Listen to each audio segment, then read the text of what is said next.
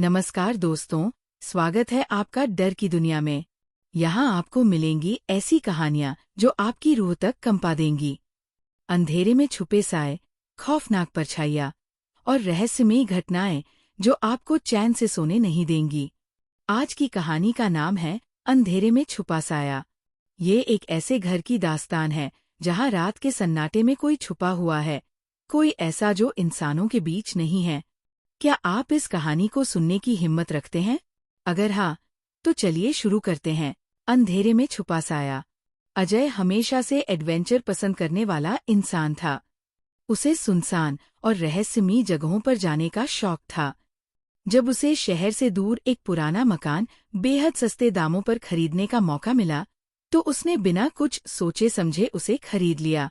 गांव वालों ने उसे चेतावनी दी थी कि वह मकान श्रापित है, लेकिन अजय को इन सब बातों पर यकीन नहीं था। उसने हंसकर सबकी बातों को नजरअंदाज कर दिया और अपने नए घर में रहने के लिए तैयार हो गया। पहली रात का खौफ। अजय ने घर में सामान व्यवस्थित किया और रात के खाने के बाद सोने की तैयारी करने लगा। पूरा घर सुनसान था, खिड़कियों से ठंडी हवा अंदर आ रही थी। उसने लाइट बंद की और बिस्तर पर लेट गया। बाहर का घना अंधेरा उसके कमरे तक अपनी मौजूदगी का एहसास करा रहा था। रात के 2 बजे अजय की नींद अचानक खुल गई। कमरे में घुप अंधेरा था, लेकिन उसे ऐसा लगा जैसे कोई उसके पास खड़ा है। उसने इधर-उधर देखा, लेकिन कुछ नजर नहीं आया। तभी खिड़की से धीमी धीमी सरसराहट की आवाज आई। उसने हिम्मत जुटाकर खिड़की की ओर देखा तो बाहर किसी की परछाई नजर आई। ये कोई इंसान नहीं था, बल्कि एक धुंधली आकृति थी जो धीरे धीरे हिल रही थी। अजय को लगा कि यह उसका भ्रम होगा। उसने खुद को समझाया कि ये सिर्फ उसकी थकान और दिमाग का खेल है। लेकिन तभी खिड़की के कांच पर किसी ने जोर से दस्तक दी। धक, धक, धक। उसका कलेजा मुंह को आ गया। वह झट से उठकर खिड़की के पास गया, लेकिन जैसे ही उसने बाहर झांका, वहां कोई नहीं था, सिर्फ अंधेरा था, और उस अंधेरे में छुपा कोई साया। अगली रात भी कुछ वैसा ही हुआ। रात के 2 बजे के आसपास उसे अजीब-अजीब आवाजें सुनाई देने लगीं। कभी ऐसा लगता कि कोई फर्श पर चल रहा है, कभी लगता कि कोई उसके कानों में फुसफुसा रहा है। एक रात उसने महसूस किया कि उसके बिस्तर के पास कोई खड़ा है। उसने धीरे-धीरे अपनी आंखें खोलीं और उसे एक परछाई दिखी, एक लंबा, अंधेरे से बना हुआ साया। वो हिल नहीं सकता था। उसके शरीर ने मानो काम करना बंद कर दिया था। परछाई धीरे धीरे उसके और करीब आने लगी। उसकी सांसें तेज हो गईं। तभी उस परछाई ने फुसफुसाते हुए कहा, "तू यहाँ नहीं रह सकता।" अजय का खून जम गया। उसने हिम्मत करके बिस्तर से उठने की कोशिश की, लेकिन अचानक लाइट जलने बुझने लगी। पूरे कमरे में एक ठंडक फैल गई और दरवाजा अपने आप जोर से बंद हो गया। अजय घबरा गया।